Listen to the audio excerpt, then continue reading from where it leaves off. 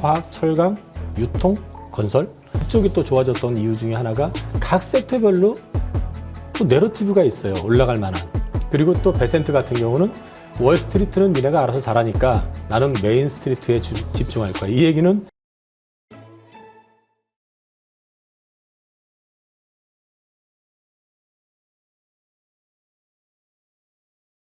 네, 안녕하세요. 오늘 모신 분은 IM증권의 이영훈 이사님 모셨습니다. 안녕하세요. 네, 안녕하세요. 네.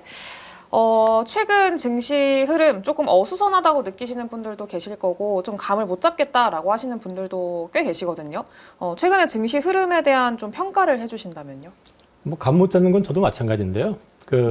이제 제가 작년에 증시 빠질 때 이제 내년에 오히려 기회가 될 수 있다는 말씀을 계속 드렸었고, 시장의 변화 포인트는 신용잔고 많이 빠졌는데 신용잔고가 갑자기 채워지기 시작할 때부터는 종목장세 나올 거다. 그렇기 때문에 25년은 종목장세가 될 거고 신용잔고 증가하는 동안에는 그 시장 자체는 비교적 안정적일 거다라는 말씀을 드렸고요. 어느새 지금 신용잔고가 18조가 넘었습니다. 근데 한 가지 달라진 게 있어요. 그게 뭐가 달라졌냐면 2월 말 기점부터 시작을 해가지고 신용잔고 가운데서 코스닥 신용잔고가 조금씩 줄기 시작하고 있습니다. 네. 반면에 거래소 신용잔고는 계속 늘고 있어요. 근데 이제 돌아보면은 1월, 2월 해가지고 지수가 어찌됐든 간에 2400 전후에서 많이 올라왔잖아요. 2600, 2700 목까지 갔었으니까. 네.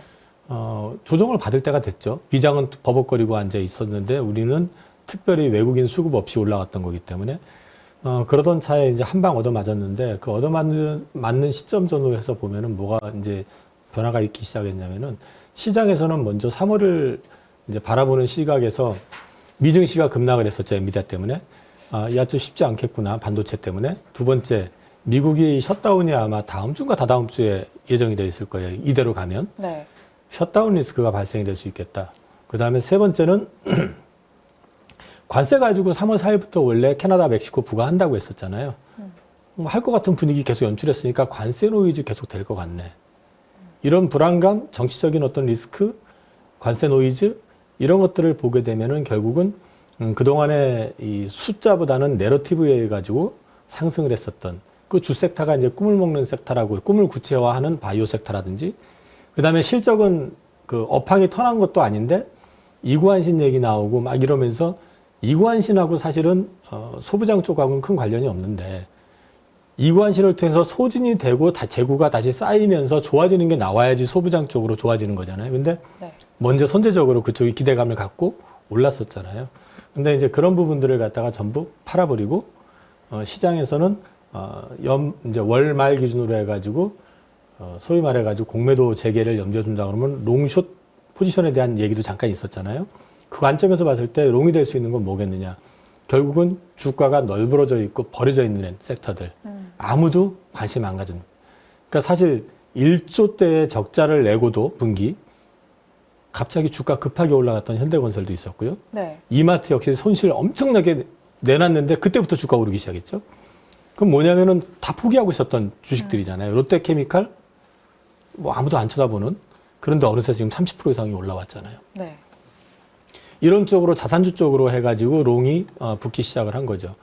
그러니까 정리하면은 코스닥 쪽에 그 바이오라든지 반도체 소부장이라든지 또 2차 전지라든지 이런 쪽으로 약간은 내러티브성으로 해가지고 올라왔었던 섹터를 줄여버리고 리스크 관리 차원에서 이 자산주 쪽, 거래소 쪽에 자산주 쪽인 대표적인 데가 화학, 철강, 유통, 건설 이런 쪽으로 이제 자금이 좀 들어오면서 이 롱숏의 어떤 개념이 그렇게 지금 잡혀 있는 것 같고요. 그러면 이제 여기에 덧붙이면은 이쪽이 또 좋아졌던 이유 중에 하나가 각 섹터별로 또 내러티브가 있어요. 올라갈 만한. 네. 그동안에는 화학하면은 중국 때문에 안 돼. 중동도 증설하기 때문에 안 돼. 별소리가 다 나왔었잖아요. 근데 화학 섹터에서 딱 눈에 띄었던 거는 이구안신 정책을 강화하게 되면은 중국 경기 부양을 통해 가지고 소비재를 많이 사용을 하게 될 거고 그렇게 된다고 할 경우에는 결국 중국 내에서 밖으로 나오는 게 좀 줄지 않겠느냐. 두 번째는 그 트럼프 대통령이 러시아를 갖다 다시 국제사회로 끌어들이려고 하고 있잖아요. 종전시키고 이러면서 그 목적 자체가 유가를 떨어뜨리려고 하는 게 목적이니까. 그러면 그동안 이 팔 데가 없어가지고 울며 겨자 먹기로 갑질을 당해가면서 중국에다가 팔았던 석유를 갖다 더는 안 팔겠죠. 그러면은 중국은 싸게 받아가지고 그걸 원료로 해가지고 만들었던 화학 제품들을 더 이상 그렇게 싸게 못 만든다는 거죠. 그럼 원가적인 측면에서의 부담을 또 느낄 수가 있고. 세 번째는 그런 측면이 지속이 되다 보니까 중국에 대해서 미국이 관세를 세게 때리면 대체제가 어디가 있을까 보면 우리가 될 수도 있지 않을까 하는 그런 내러티브가 화학 쪽에는 있는 거고, 철강은 지난주에 제가 소개드렸었던 LNG 프로젝트 되면은 우리 거 들어가는 거 아니야? 라는 이제 막연한 기대. 네. 여기에다가 우크라이나 전쟁 끝나고 나면 또 채광제 필요하겠네? 그것도 들어갈 수가 있죠. 또 여기에 더 하나를 덧붙인다고 그러면은 중국이 어저께 그랬죠. 철강제에 대해서 이제 감산, 거기도 구조조정한다. 감산을 발표를 했잖아요. 그러니까 중국산 그 후판 가격 싸게 들어와가지고 골머리 앓다가 우리나라 그 철강사들이 그 제소를 해가지고 관세를 먹였잖아요. 네. 그 다음에 이번에 또 제강에 대해서 열연강판에 대해서도 또 한다는데 걔들이 감산이 들어가게 되면 그 물건 자체가 덜 나올 거 아니에요. 그죠? 이제 이런 내러티브가 또 철강 쪽에 붙었고, 건설 같은 경우는 아파트 안 돼, 뭐 안 돼 했는데 갑자기 세게 올라갔던 섹터들이 뭐냐면은 지방의 중소 건설사들이 첫 번째는 다 요즘 정리가 되고 있어요. 그러면은 승자 독식 아니냐, 소위 말해서. 그 기대감이 첫 번째 있을 수 있고, 두 번째는 그 가운데 유난히 강했던 회사들을 보면 원전을 해본 경험이 있는 회사들. 네. 현대건설, DLENC, 이쪽에 특히 그러잖아요. 그럼 이런 쪽이 결국은 원전에 또 내러티브가 붙어가지고 같이 올라가는 그림이 나왔죠. 유통, 아까 잠깐 말씀드렸던 그런 내러티브고. 이것들을 또 하나로 패키지로 묶어가지고 공통의 내러티브는 자산주다. PBR로 보면은 지금 0.2에서 0.3, 0.4. 0.5 넘어가는 게 없어요, 지금. 그러니까 사실상 시장에서 포기했던 주식들. 이제 그런 것들 쪽으로 관심이 좀 넘어가다 보니까 일반 투자자들 같은 경우는 전부 지금 성장주 봤었잖아요. 바이오 좋으니까 바이오 쳐다보고 있었고, 로봇이 좋다니까 로봇 보고 있었고, 또 최근에 이제 그 또 많이 올랐었던 섹터들 위주로 성장주 개념에 들어갔었던 것들 위주로 보고 있었는데, 알게 모르게 그쪽은 30% 올라오고 이쪽은 또 조정받아 버리고 하니까 좀 많이 쉽지 않은 그런 그림이 됐던 것 같습니다. 근데 이게 또 사실 지금 또 내러티브가 이쪽으로 새롭게 형성이 되고 있는 상황이라는 거는 알겠는데, 지속성에 대해서도 고민을 할 수밖에 없을 것 같아요. 기존에 강했던 뭐 로봇이라던가 뭐 그쪽들 같은 경우에는 워낙에 좀 시장에서 좋아했었고, 그리고 뭐 성장성이나 뭐 이런 것들이 또 컸었고, 꿈이 굉장히 컸던 그런 종목군들이잖아요. 근데 여기 같은 경우에는 상대적으로 그런 것들은 좀 작았고, 그러면은 좀 연속성에 대해서는 좀 부담스럽게 생각을 하시는 분들도 꽤 있으시거든요. 그러니까 단발적으로 상승이 끝날 거다라고 생각을 하시는 분들도 있는데, 연속성에 대해서는 좀 어떻게 생각하세요? 일단 3월 달은 아무래도 불확실성에 노출되는 부분이 많기 때문에 저도 이쪽 섹터가 주도주가 되는 거를 2008년도에 잠깐 봤던 것 같고, 그건 이제 2008년, 저기 중국이 한참 2005년부터 올라올 때, 그때 네. 잠깐 봤던 것 같고, 그 뒤에는 본 기억이 없는 것 같은데, 이쪽 섹터가 주도주가 될 수 있을까에 대해서는 저도 살짝은 퀘스천인데요. 근데 이게 이제 월말기를 앞두고 있는 여러 가지 이슈들을 놓고 봤을 때는 상대적으로 안정적인 역할은 할 가능성이 있다. 그 얘기는 무슨 얘기냐면은, 성장주가 마음 편하게 올라가기에는 지금 트럼프가 당장 얘기했던 게 그거잖아요. 난 주식 관심 없어. 그리고 또 베센트 같은 경우는 월스트리트는 니네가 알아서 잘하니까 나는 메인 스트리트에 집중할 거야. 이 얘기는 이제 주가보다는 네. 이쪽을 이제 주목을 하겠다. 그럼 이쪽을 잘해주기 위해서 주가를 죽이겠다는 게 아니라 결국 금리를 낮추겠다는 얘기잖아요. 그럼 금리를 낮춰가지고 이쪽에 이 메인 스트리트 쪽에 어떤 서민들의 삶, 예를 들어서 뭐 주택담보대출 아니면 여러 가지 부분을 갖다 좀 이제 낮춰놓고 동시에 자기네들이 국채를 갖다가 차환을 할 때 좀 낮은 금리로 차환을 하겠다. 그래야지만이 자기네들이 숨통이 생긴다. 이제 이런 논리로 지금 접근을 하고 있는 거잖아요. 그러면 3월 달 정도까지는 그래도 뭐 주도주로서 간다가 아니라 대안주 성격으로 이렇게 전체적으로 좀 출렁출렁 할 때마다 좀 이렇게 자리를 잡아가는. 그리고 이제 롱숏 기준으로 지금 이제 오늘 특히 좀 거래가 많이 됐을 거예요. 근데 이제 그게 그것도 있어요. 미리 선제적으로 들어와서 주가를 올려놓으면 그 벤치마크 스타킹을 추종하는 펀드들 있잖아요. BM 추종하는 펀드들 같은 경우는 어쩔 수 없이 그걸 사야 되잖아요. 그 자금들도 일정 부분 들어온 것 같다. 그러면은 이제 지금까지 올라왔던 그림보다는 확실히 올라가는 건 좀 둔해지지 않을까? 이제 그런 생각은 하고 있고요. 그리고 이 앞에 나와 있는 것들 내용 자체가 전부 내러티브잖아요. 네. 명확하게 딱 정해져 가지고 LNG 우리 거 얼마 써 이거 아니잖아요. 그렇죠. 그리고 좀 심하게 말하면 일본이 지금 450억 달러를 갖다가 투자를 하겠다고 했는데 우린 도대체 얼마를 투자해야지 거기다가 파이프를 깔까요? 그러게요. 그 생각을 해보면 네. 그렇잖아요. 돈 제일 많이 투자한 쪽이 아무래도 지분이 제일 많을 거 아니에요. 비즈니스 관련해가지고. 그렇죠. 그 일본의 철강업체들은 파이프 못 만들까? 뭐 그런 것도 생각해 봐야 되고, 그죠? 우리만의 강점이 있는 건 물론 들어가겠지만. 그리고 알래스카 프로젝트는, 지난주에 제가 막 굉장히 막 좋은 것처럼 떠들었지만 좋은 게 아니라, 이제 트럼프가 압력이 들어올 거기 때문에 그게 들어왔을 때 우리한테는 한번 반응이 있을 거라고 제가 이제 말씀을 드렸던 거고, 실제 그 프로젝트가 진행이 되는 게 LNG 프로젝트는 빨리 끝나도 6년에서 7년이고 알래스카는 동토 지역이잖아요. 네. 이게 10년 이상 걸릴 가능성이 높아요. 두 번째는 이게 처음이 아니에요. 전두환 대통령 정권 시절부터 시도가 됐던 거예요. 세네 차례. 네. 그리고 미국의 큰 기업들이 쉐브론이나 이런 데서 다 참여를 했다가 그만둔 거예요. 왜일까요? 왜일까요? 돈이 안 돼서.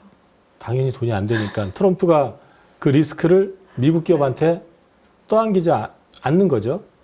근데 자기는 그거를 하고 싶고 그게 됐을 경우에는 물론 그게 성공적으로 됐을 경우는 자기 치적이 될 수 있는 거니까 밀어붙이고 싶은데 만만한 게 자기 말 잘 듣는 말 잘 듣잖아요. 그러면 저 일본 입장에서는 가가지고 진짜 갖다 바칠 생각을 가지고 그걸 했을까? 저는 그렇게 생각 안 하거든요. 비유 맞춰주면 되는 거지. 그러니까 일단은 그게 저는 그런 부분들이 이제 내러티브라는 얘기를 드리는 거고요. 지금 네. 당장 결정난 거 없다. LNG 관련해 가지고는 미국에서 해외로 수출하는 건 진심이기 때문에 LNG 캐리어선에 대한 수요는 분명히 있을 거다. 근데 이제 LNG 프로젝트 진행이 되고 있는 게 한 6, 7개 되는데 알래스카는 조금 차치해 놓고 그 나머지가 있잖아요. 그럼 나머지를 통해 가지고 우리가 얻을 수 있는 게 뭔지를 찾는 게 현실적이지 않느냐. 그런 맥락에서 봤을 때는 지금 좀 그거를 가지고 계속 주가를 끌고 나간다는 거는 쉽지 않을 거죠. 그러니까 저는 그렇게 생각해요. 그래서 약간의 좀 조정 기간, 숨 고르기 하는 기간 동안에 대체제 성격으로 네. 주가가 오르는 거 아니겠느냐 싶습니다. 대체제 성격으로. 그러면은 그 3월 달이라고 이야기를 하신 거는 공매도를 좀 고려하고 계시는 걸까요? 실제로 어제 좀 급락했던 종목들 보면은 뭐 레인보우 로봇이라던가 뭐 온디바이스 AI 뭐 이쪽들이 굉장히 많이 급락을 했는데 보면은 기관들이 엄청 팔았더라고요. 그래서 한번 좀 포트폴리오를 리밸런싱 한 거 아니냐. 그래서 뭐 화학이나 바닥권에 있는 그런 종목군들 쪽으로 한번 좀 바꾼 거 아니냐라는 그런 의견들이 좀 있는데 그거를 고려를 하고 기관 쪽에서도 그렇게 좀 변경을 한 걸까요? 일정 부분은 가능성이 있다고 봐야죠. 일정 부분 가능성이 있다는 게 공매도를 앞둔 상황이면 공매도가 이제 시작이 된다고 했을 때 본격적으로 그거를 통해 가지고 수익을 실현하려고 하는 쪽은 외국인일 가능성이 높잖아요. 네. 아무래도 국내도 하겠지만 그러면 그들이 어떤 포지션을 취할까에 대해서는 먼저 예측도 해야 될 것이고 그럴 때 사실 가장 만만한 거는 시장에서 완전히 버려져 가지고 잊혀져 있는 종목들이 제일 만만하죠. 회사 견실한 어떤 자본적인 또는 자산적인 측면만 유지가 된다면은 그 반면에 사실 이제 말 그대로 내러티브에 의해 가지고 또는 주변 환경 예를 들어서 뭐 미국, 일본 또는 중국 쪽에서 로봇 주식이 많이 올랐대더라. 그러니까 우리 따라서 올라갔 사실 그랬잖아요. 그렇죠. 우리나라에서 휴머노이드 로봇 관련해 가지고 글로벌 시장에다가 자신 있게 우리 겁니다라고 얘기할 수 있는 거 별로 없잖아요, 지금. 어쨌든 많이 올랐잖아요. 이제 그런 것들은 그러면은 미국장도 지금 테크 주식 조정받는 게 좀 심하게 나오고 하니까 자연스럽게 정리하고 롱숏을 대비한다고 그러면 담고 그럴 가능성은 있다고 봐야겠죠. 근데 이제 외국인들이 그걸 진짜로 롱을 잡을지 안 잡을지는 가봐야지 되는 거지만 네. 어쨌든 지금은 외국인들이 기관 투자자들 입장에서는 수익 난 거 좀 차익 좀 실현하고 좀 안전한 쪽으로 이제 옮겨가는 그러면서 좀 선제적으로 공격적으로 옮겨가게 되면 그 다음 그 추종하는 이제 아까 말씀드렸던 BM 펀드들 같은 경우는 따라 들어오니까 자기들은 이미 싸게 산 거 가지고 지켜볼 수 있는 거고 예, 그런 맥락에서 보시면 될 것 같습니다. 알겠습니다. 그러면은 또 사실 밑에서 올라오는 종목들 말고 그러면은 내러티브로 위에 있던 종목들을 보유하고 계신 분들은 되게 걱정이 많으실 것 같거든요. 특히 바이오인데 사실 3월 말부터 해서 뭐 학회 일정들도 있고 뭐 모멘텀들도 있을 거고 뭐 그런 이야기들은 굉장히 많았습니다. 근데 뭐 알테오젠도 어제 오늘 뭐 거의 10% 넘게도 급락이 나왔고 다른 제약바이오 종목들도 오히려 더 빠지는 그런 모습들을 보여주고 있는데 어떻게 생각을 해야 될까요? 제약바이오는? 우리가 이제 제가 계속 말씀을 드렸던 거는 작년부터 이제 글로벌화되는 원전이다. 그럼 뭔가 달라질 거다. 근데 여전히 우리 시선은 학회를 바라보고 있잖아요. 근데 학회를 보고 있다는 거는 학회에서 뭔가 하나 한 큰 건수가 나와주길 바라는 기대감이 있고 또 하나는 그 학회 모멘텀으로 네.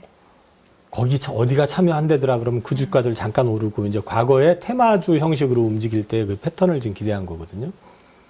근데 이제 작년에 사실 알테오젠이 됐든 뭐 리가캠이 됐든 소위 우리나라에서 빅바이오가 될 가능성이 높은 회사들의 주가가 엄청나게 올랐잖아요. 지금 시가총액이 장난 아니게 오른 상태거든요. 그러면 사실 이제 바이오텍 시장, 바이오 시장 전체에서 이 비중이라는 게 그쪽으로 이제 옛날에 비하면 굉장히 크게 쏠려 있잖아요. 일부 몇 개 회사 쪽으로. 그러면 이쪽 회사들의 주가 움직임이 더 큰 거거든요, 사실은.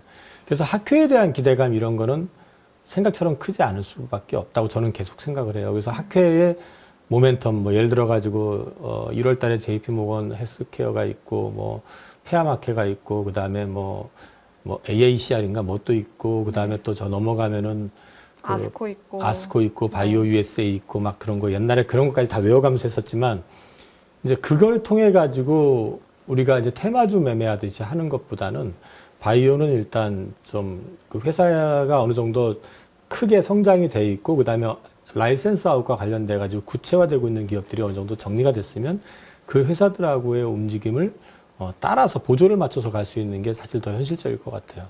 근데 사실 이제 주가가 그 전에 너무 많이 올랐었다는 거 하나 부담을 좀 느끼고 있었던 차에 바이오텍 조종은 사실 알테오젠이 좀 노이즈가 생겼었잖아요. 그것도 네. 똑같은 기사 작년에 나왔던 기사 가지고 이제 한 번 더 이제 기사를 냈더라고요 보니까. 근데 그 기사가 맞다 해서 빠진 게 아니라 많이 올랐으니까 부담스러운 상태인데 눈치 보고 있는데 갑자기 그게 툭 튀어나오면 먼저 파는 사람이 뭐다 해가지고 할 수 있잖아요.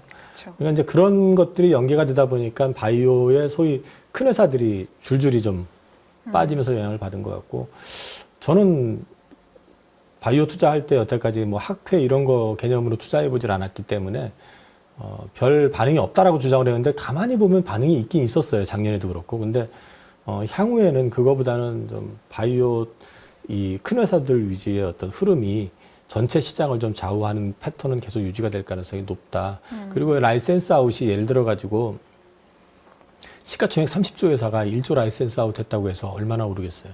그렇죠. 이미 이제 규모가 달라졌다는 거거든요. 그래서 그런 건 좀 감안을 해서 보셔야 되고 계속 말씀드리는 건 바이오에서는 리스크 관리라는 거는 결국 회사가 문제가 있는 회사를 피해야 되고 두 번째는 우리가 이제 어느 정도 확인이 된 회사라고 판단이 됐는데 이 회사가 또 잘못된 길로 가는지 안 가는지를 계속 모니터링 하는 거. 그게 더 중요할 것 같아요, 저는요. 단기적인 어떤 뭐 노이즈 이런 것들보다는 계속 방향성을 좀 확인하는 거. 알겠습니다.